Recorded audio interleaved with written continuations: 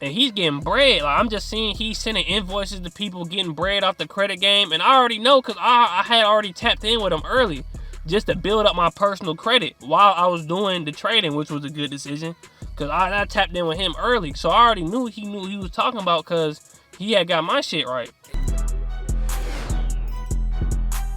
What's good with y'all? This is my website. If you want to remove your own collections or repair your own credit, I have the letters, and if you want to book consultations or have me repair your credit for you, you can go ahead and tap in. The link is in the bio. What's good with y'all boys, man? This KJ Lee, and I'm back with another vid. So today I just wanted to make a little vid. It's gonna be something different on why exactly I started my credit repair business and pretty much the whole process and everything that went on with it. So at first, I'm gonna just bring it all the way back. So originally, I was in school. I used to hoop. If nobody ever know, like, I used to hoop and stuff like that. I transferred a lot of schools. I wouldn't even say I was really that good, but that's all I did my entire life. Like, all I did was hoop. That's all I knew was hooping. I didn't give a fuck about school. I didn't really care about nothing else. All I did was hoop. I mean, like, I was in class. I never really cared. All the work really seemed to be useless. Like, how am I going to use this in real life? And I just hooped. I was a bot. I'm not gonna lie, like, my whole mindset, I was really just a bot. So initially, I was in my second year of college. I was in JUCO in Texas, and I wasn't having the year I wanted. After my first year, after I got finessed and I had like a terrible coach, but my second year, it didn't go how I wanted. I had a hand injury and shit. When I started doing decent, fucked up my hand, fucked up my thumb, and the season really didn't go that good. Then COVID hit. So then after COVID hit, I couldn't really go anywhere to try out and stuff, and I didn't have any good enough stats just to send the coaches and get offers and stuff. So I was like, damn, I don't know what the hell I'm gonna do. Around that time, like, my brother, he was showing me, he was on like TD Ameritrade, and he was day trading futures. He had like a 500-day live in my face, and I was like, damn, hold on. Like, and that's at this time I was working at Walmart, just going to training, going to the gym, or just running, just dribbling outside, anything I could do, bro, because all the gyms was closed. I couldn't do anything. So when I saw that, I was just like, man, I think that's something that I want to do. Like, I want to try to get some money off the futures and stuff. So that's when I just left school. I was like, there's really no point. I really don't even want to keep going into debt for this shit. And that was another reason why I left school, because I wasn't on full scholarship. So I'm going to school and shit, going into thousands of dollars of debt just to hoop. I don't even give a fuck about the school shit. So I'm like, man, I'm leaving. So I left, and then that's when I started really focusing on, like, all right, I want to learn how to, like, day trade in the market. I want to learn how to trade futures and bonds. If anybody doesn't know what futures are, it's like a collection of companies. So the S&P 500 is a collection of tech companies and stuff. That's the things I was trading, and the U.S. Treasury bonds. Now, I was trading that, and it was very difficult. I'm not going to sit here and lie. Like, that's one of the hardest things you can do. You could just sit here and invest. You can just invest in ETFs and S&P 500. You could do that, but I didn't want to do that. I wanted financial freedom. I wanted to get to the point I never had to work a job or listen to anybody ever again. That was the point I wanted to. So at that point, when I left school, I know I had to go hard with something. So that's when I remember, like, the days I would call off work and I would just be on the computer and shit, practicing trading and shit for like 10-hour days and shit like that. And niggas is saying, like, bro, you're not gonna make it with that shit. Like, stop doing that shit. You know what I'm saying? And the main reason why people were saying that, I'm gonna go ahead and just tell y'all this. And I know y'all like, dang, when you gonna get to the credit repair, nigga? Look, listen. So basically, I was doing that for like 3 years, and I was making a whole YouTube, like, the same stuff with the credit repair that y'all see now, like the same YouTube and stuff now. Like, I got a YouTube for the trading, like, and that's when I actually started to believe I can just start doing the YouTube shit, because I started getting so much love from that, from other people trying to do the same thing as me. So when I was doing futures and stuff, I was on this broker called NinjaTrader. Like, they're a professional futures platform, but they tax so hard. Like, the commissions were so hard. Like when, and the commissions is like when you place a trade and when you get out a trade, they take a fee. So you can trade a few times, about time you don't make a whole bunch of money, they take all the fees, you in the negatives and shit. I'm like, damn. So then that's when I went to a different broker. I went to a Forex broker.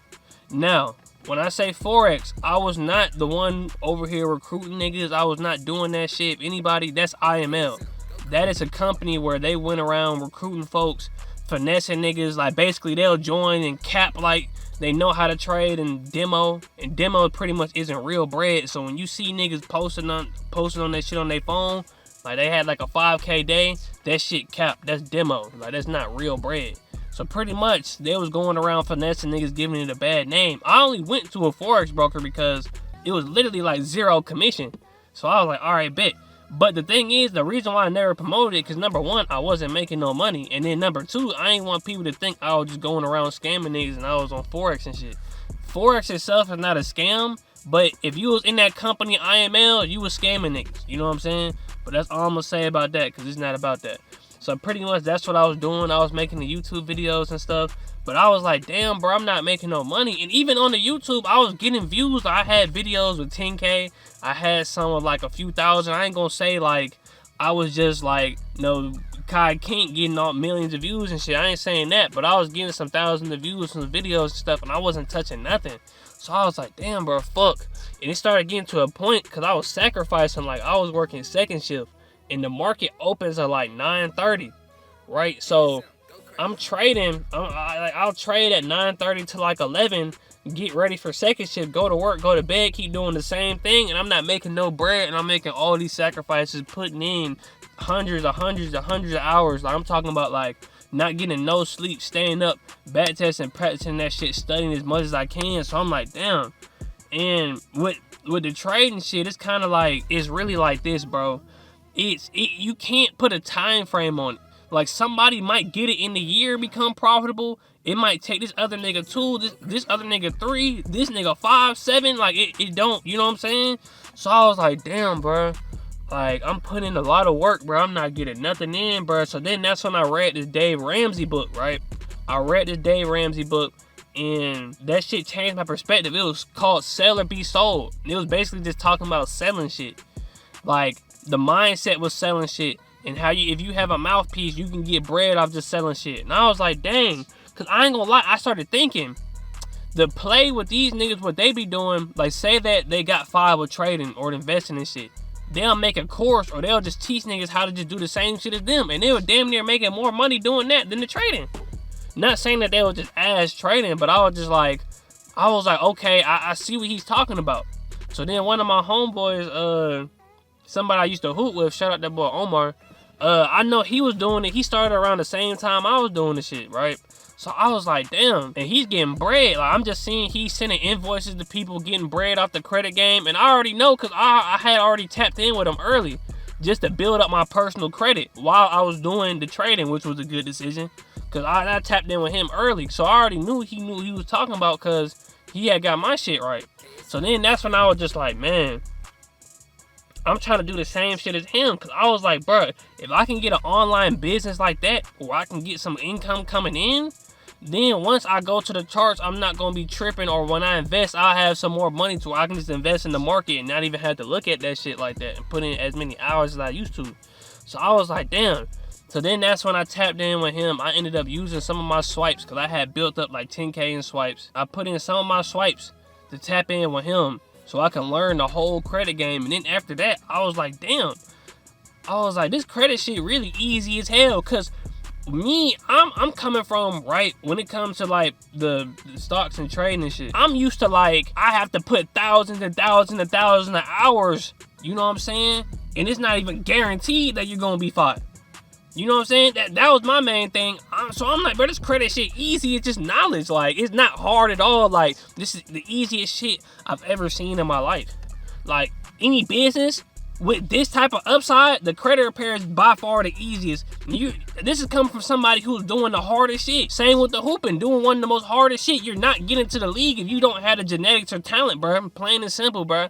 So that's when I had started getting into the mindset of, all right, I want to start doing stuff that takes literally no skill, just pure knowledge. It doesn't take any skill to just put money in the S&P 500 or ETFs. That doesn't take any skill. Like, the credit repair doesn't take any skill. It's literally pure knowledge. Like, all right, send in a round 1 validation letter, and then if they don't if the creditor don't respond in 30 days according to the FCRA, it has to be deleted. Like, that takes no skill. Anybody could do that shit. So I'm like, bruh. So once I learned the credit sauce, I learned the personal credit game, I learned the business credit game, and now it was just like, okay, you just gotta have the mouthpiece to just go and sell your services out there. You know what I'm saying? Or just promote it on social media and shit like that. So I'm like, bruh. So then I start posting on Instagram, and that shit felt so weird, because if y'all don't even know me, bro, I don't even be posting on social media like that. I am a bot. You feel me? I don't really care about the social media shit. I don't really care about none of that. But I was like, man, I'm trying to make some money. So I start posting on there. People like, bro, are you really doing it, bro? Or are you scamming? That's the main thing, because you know what I'm saying? We live in the A. So anytime people hear about credit cards or you can get this certain amount off the credit, they like, nah, bro, you scamming, bro. I done tried to do that before, but I'm like, nah. So then that's when one of my homeboys that I had got right, when he was first starting his credit game, I told him, because he's in the military, I told him like, hey, yo, apply for this Navy Fed, because I'm looking at your profile. You got everything needed to get the most money off Navy Fed. Go ahead, apply for that. And he hit for 20 racks. I was like, what the fuck? Is this easy? Then I started doing more research. I started talking to bro more. And then that's when I realized, like, people be going to the business side, investing with cards and stuff for Airbnb, Turo, e-commerce on cards with 0% interest for the first year. So they basically just flipping that money that the bank gave them without touching their own personal money. And I done seen it. Like, I done talked to some people in my family and stuff like, yeah, I tried to start a trucking company and stuff like this, but I ran out of capital. They wasn't even using credit. They wasn't using none of that. So I'm like, damn, this credit shit really is valuable, man. Like, and it took me some time. Like, I'm still on the come up. I'm still promoting my business. I'm still trying to get more clients and stuff. But this is just pretty much me, like, telling y'all the whole backstory of why I even started the credit repair. And like, I already know it's not gonna be like an easy journey. The credit repair itself is easy, but with getting clients and stuff, getting people's trust, getting word of mouth and stuff, it's not gonna be that easy. I'm willing to put in the work. Like I said, I was pretty much trying to learn how to day trade futures and bonds for like 3 years, and I ain't really even touched no bread for real. I was trying to hoop for like a decade plus my whole life, and I ain't touched nothing. So like, I'm not really even concerned about the credit repair, because niggas be coming to me now.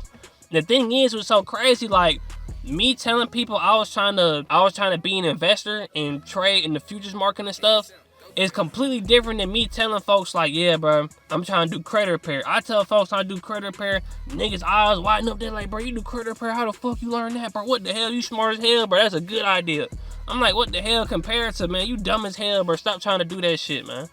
You know what I'm saying? So it's kind of different. Like, people be coming to me, like my family and stuff be coming to me, asking me about the credit and shit, bro. And I'm just like, damn, like, this shit is powerful, man. And I already know, like, the more and more time I just keep promoting, the more and more time I just keep going at it with the credit repair, like, it's gonna pay off, bro. Like, I'm already knowing. Like, eventually I'm gonna make it in something, bro. And I done had a lot of businesses too. Like, I done tried to make businesses, but say I didn't go hard at it, or like I'll just kind of procrastinate that shit and just go with the trading and stuff. But I had made a promise to myself and me and my homeboys and stuff, like, because we was all trying to do the trading and shit. And I was just like, man, if I reach 3 years and I don't really get what I want out of the trading, bro, I will be starting the credit repair business. And it was like, it was either that or just get a CDL. I might still get my CDL, but I don't know how I'm gonna do the credit repair if I'm on the road all the time. Unless I can just get like some local shit. And that was my thing too. Like, I just had to change my mindset, because I did hate working a 9 to 5. I still don't like the 9 to 5. I'm not gonna lie. I just want my own shit. I just want freedom. And I don't care how many hours I gotta put in to get that. I will put in hours. I will sacrifice. I don't give a fuck. Like, that shit don't mean nothing to me, man. But I had to start looking at it like, okay, just use the 9 to 5 to put into the business. You get what I'm saying? Because even when you have the swipes, you want to have some income coming in, because if you don't have any income coming in, then it's just debt. Like, you just want to use the swipes to produce income. So that's pretty much what I did. I used my swipes for knowledge. So when y'all see me talking all this credit shit, bro, like I paid for all this shit, man. You know what I'm saying? That's why I be doing consultations. That's why I fix niggas shit, and that's why I got letters. Letters I use, I can just sell that to y'all niggas for cheap. That's pretty much how I started my credit repair business. That was just a short little summary. It's way longer. Like I got so many more stories. Like when I was in college, I literally had the worst coach possible. I've always had the most terrible coaches of all time. Like garbage. Like the worst coaches I've ever seen in life. Like it should be on a reality TV show. If these coaches was on Last Chance U on Netflix, bro, we would have went viral. On God, we would have went viral. The coaches were that fucking ass. Like we shooting 100% smothered shots. Like he's like, bro, I don't care if they all the way on you, bro. If you touch the ball, bro, you pull completely up in his face. Like no passing, no nothing. Like terrible coaches. Like it's crazy. But this is just a slight video for y'all, man, on why exactly I started my credit repair business. If you guys want to tap in with me, I can. I fix credit myself. And if you don't really know what to do, I have the letters in my website that you can buy and fix your own credit yourself. But without further ado, man, that's the end of the video, and I'm out. This guy, man, gang.